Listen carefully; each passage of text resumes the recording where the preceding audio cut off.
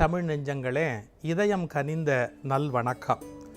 ஒரு வேலைக்கு ஒருத்தரை கூப்பிடுறோன்னு வச்சுக்கோங்க, அதை பற்றி முழுக்க தெரிஞ்ச ஆளாக இருந்தால் தானே அவரால் அந்த வேலையை முடிக்க முடியும். இப்போ சில பேர் சொல்லுவான், சைக்கிளில் ஏற தெரியும் இறங்க தெரியாது அப்படின்பா. இவனை வச்சுக்கிட்டு நம்ம என்ன பண்ண முடியும்?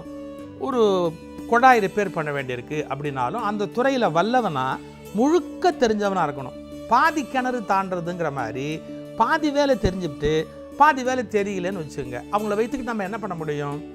ஒரு காரியத்தில் ஈடுபடுகிற போது 100க்கு 100 அதை பற்றி எல்லாம் தெரிஞ்சிருந்தா தான் அவர்களை வைத்துக்கொண்டு ஒரு வேலை வாங்கிறது என்பது முடியும். அரைகுறையாக தெரிந்து வைத்திருக்கிறவர்கள் ரொம்ப ஆபத்தில் போய் நம்மளை சிக்க வைத்து விடுவார்கள். நீங்கள் பார்த்தீங்கன்னா அந்த குழந்தைங்கள்லாம் பள்ளிக்கூடத்துக்கு போயிட்டு வந்த உடனே முதல்ல என்ன விளையாடும்னா டீச்சர் விளையாட்டு விளையாடும். ஏன்? அங்கே பள்ளிக்கூடத்தில் போய் பாடத்தை கற்றுக்கல, அந்த டீச்சர் என்ன நடத்துகிறாங்களோ அதை அப்படியே பார்த்துக்கிட்டே இருந்து அது டீச்சர் மாதிரி நடிச்சுக்கிட்டு இருக்கும். இப்போ அந்த குழந்தை இன்னொருவருக்கு நிஜமாவே பாடம் சொல்லித்தர முடியுமா? ஒரு பாதி அந்த டீச்சர் நிற்கிறது, கொம்பை ஆட்டுறது, சொல்கிறது, போர்டை காட்டுறது, இதெல்லாம் பதிஞ்சு போச்சு. ஆனால் பாடம் பதிஞ்சுதா? இல்லை. இந்த குழந்தைத்தனம் சில பேருக்கு வாழ்க்கை முழுக்க இருக்குங்க. எங்கே போனாலும் முழுசாக கற்றுக்க வேண்டியதை கற்றுக்க மாட்டாங்க. அரைகுறையாக கற்றுக்கிட்டு எங்கேயாவது போய் ஆபத்தில் சிக்கிக்குவாங்க. இப்படி அரைகுறையாக கற்றுக்கிட்டு ஆபத்தில் சிக்கிக்க கூடாதுங்கிறத நாம் புரிஞ்சுக்கிறதுக்கு ஒரு அழகான கதை. செய்வினை செய்வார் செயல்முறை அவ்வினை உள்ளறிவார் உள்ளங்கொளல்.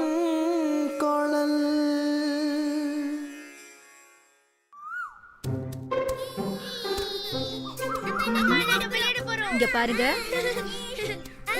பாத்து சீக்கிரம் வாங்க.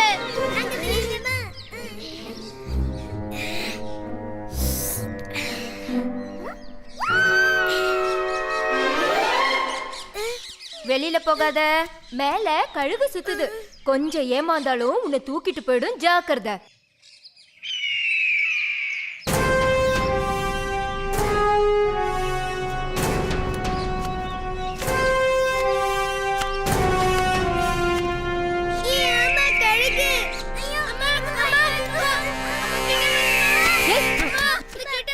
சொன்னா கேட்க மாட்டேன். இனிமேல் போக மாட்டேம்மா.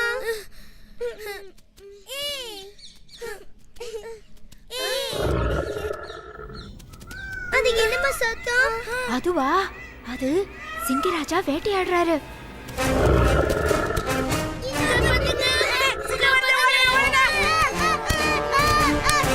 அம்மா பசிக்குதுமா. ஆமாம்மா பசிக்குது. உங்களுக்கெல்லாம் சாப்பாடு கொண்டு வர எங்கேயும் போக கூடாது, இங்கே இருக்கணும். என்ன சரியா? சரிம்மா. சரி.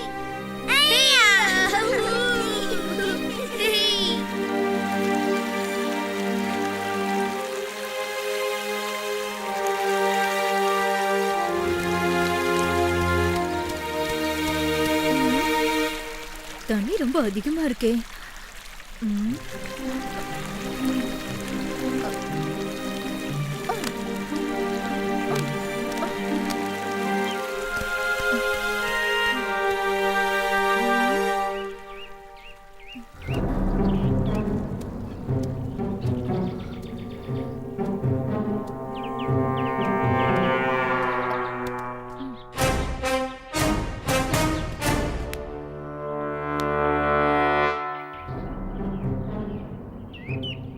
இன்னைக்கு நல்ல வேட்டதா.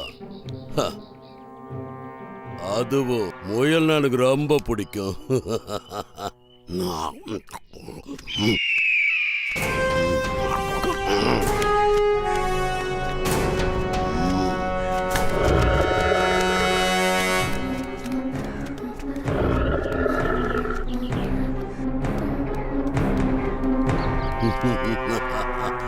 என்கிட்டயே உன் வேலையை காட்டுறியா?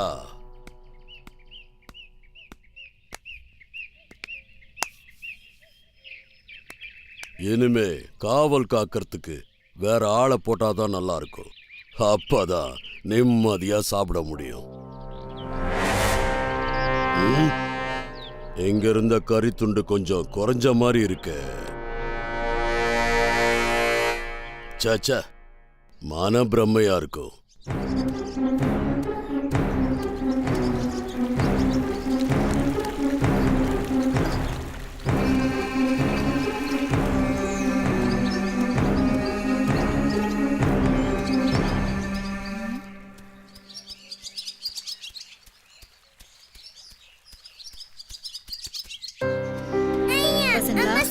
வாங்கிட்டு வந்துட்டாங்களே.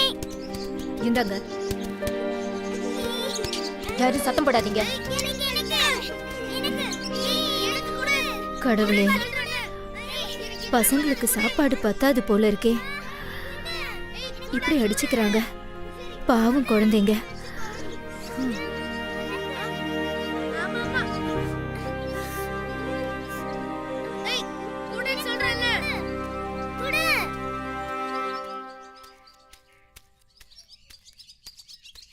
அம்மா, அங்க சாப்பாடு இருக்குன்னு உனக்கு எப்படிமா தெரியும்? அதுவா, நான் மோப்பம் பிடிச்சு பார்த்தேன்டா. அப்படியாம்மா? எனக்கும் மோப்பம் பிடிக்க கத்து கொடுமா. அது ஒண்ணும் பெரிய விஷயம் இல்லடா.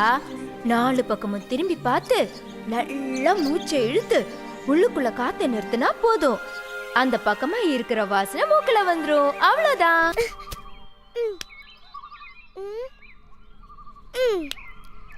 நானும் மூச்சு இழுத்து பார்க்கட்டுமா? ஆ,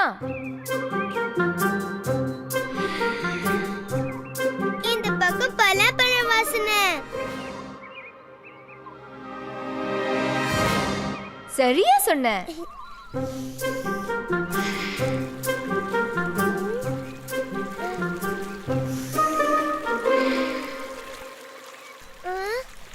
வாசனை எதுவும் வரலையே.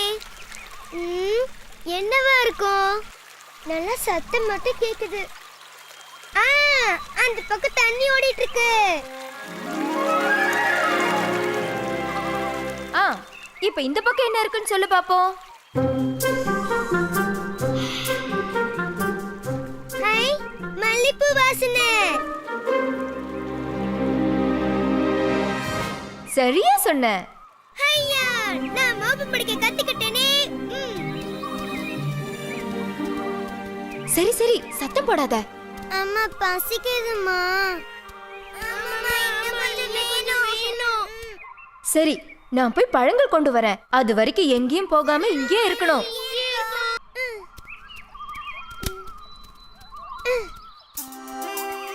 அம்மா மாதிரி நாமளும் மோப்பம் பிடிச்சு உணவு கொண்டு வந்தா என்ன?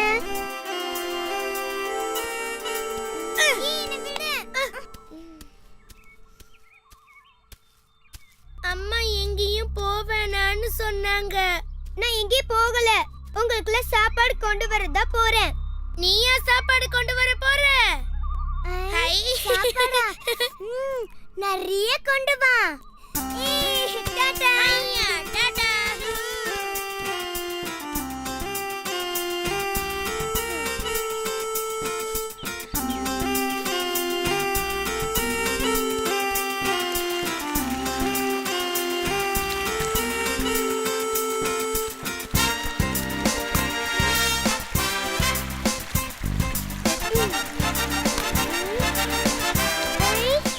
என்ன மாதிரியே இருக்கே. அடடே, கலந்து போச்சே.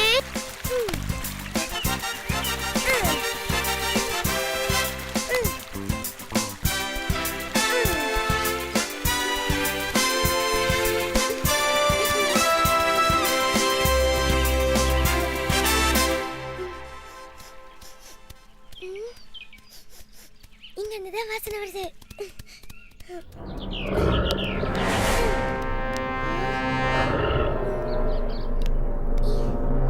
இங்க இருந்துதானே வாசனை வந்தது. யார் அது? இதோ சாப்பாடு. இது எனக்கு. இது எனக்கு. இது எனக்குன்னு சொல்றேன்ல. உனக்கா?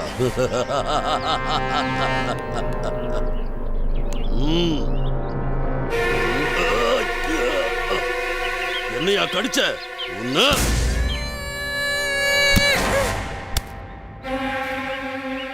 ராமு சத்தம் போடுற மாதிரி இருக்கு.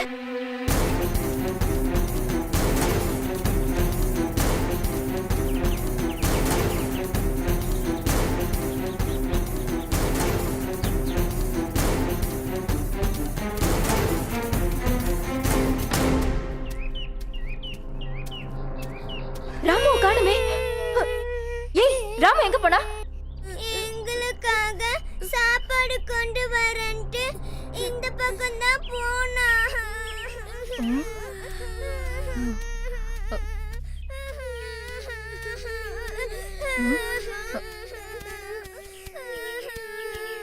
ஐயோ ராமு, என்னாச்சு?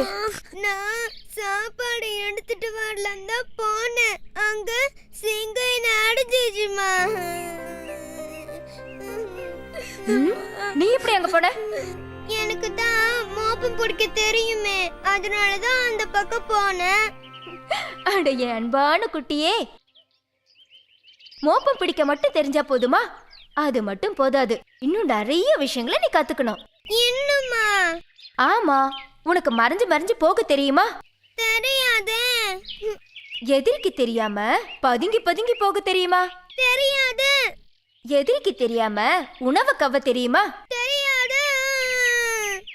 மோப்பம் பிடிக்க மட்டும்தான் உனக்கு தெரியும். அரைகுறையா கத்துக்கிட்டு போனா இப்படிதான் நடக்கும். அதனால அனுபவம் உள்ளவங்க சொல்றதை கேட்கணும். எதையும் முழுசா தெரிஞ்சுக்கிட்டு போனாதான் வாழ்க்கையில வெற்றி பெற முடியும். என்ன தெரிஞ்சுதா? நானும் மோப்பம் பிடிக்க கத்துக்கிட்டேனே.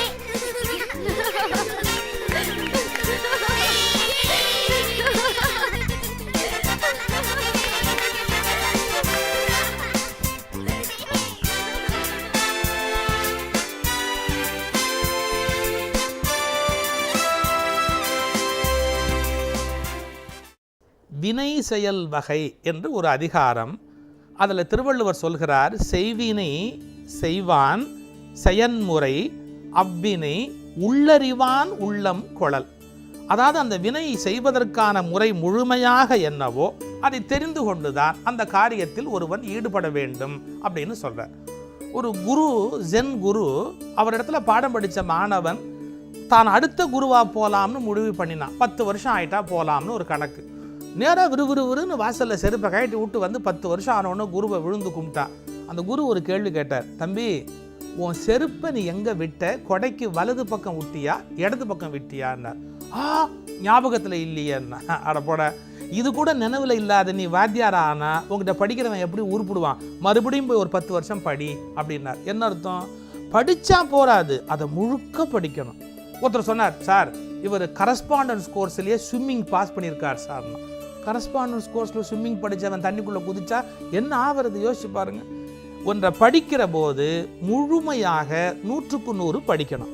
செய்வினை செய்வான் ஒரு காரியத்தை செய்கிறவன், செயன்முறை ஒரு காரியத்தை செய்யும் போது அவ்வினை உள்ளறிவான் உள்ளம் கொளல். அந்த வினையினுடைய முழுமையாக புரிந்து கொண்டுதான் அந்த காரியத்தை செய்ய வேண்டும் என்கிறார் திருவள்ளுவர். ரொம்ப சரிதானே?